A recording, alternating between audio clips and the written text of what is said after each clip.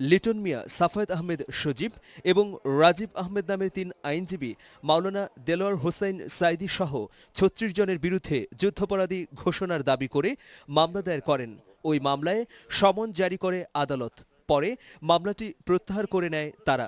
এই ৩ আইনজীবীর বিরুদ্ধে মানহানির মামলা করলেন দেলোয়ার হোসাইন সাঈদী। তিনি বলেন, ১৯৭১ সালে বিভিন্ন ওয়াজ মাহফিলের মাধ্যমে মুক্তিযোদ্ধাদের নৈতিক সাহস জুগিয়েছেন। মাওলানা সাঈদী তাকে নিয়ে স্থানীয় মুক্তিযোদ্ধার লিখিত গ্রন্থ পিরোজপুর জেলার ইতিহাস বইয়ে প্রকাশিত বিভিন্ন তথ্য তুলে ধরলেন।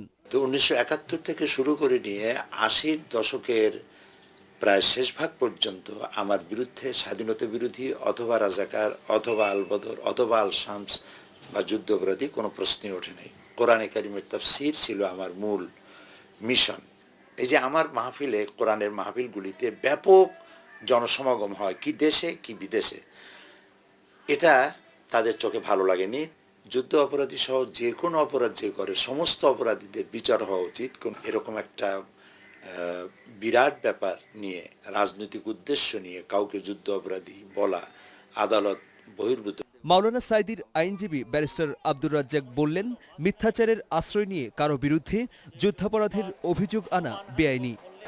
উনি 1971-এ তার সম্পর্কে যে সমস্ত কথাবার্তা বলা হয়, এটা সর্বৈব মিথ্যা, বানাও এবং তার চরিত্র হননের জন্য বলা হচ্ছে।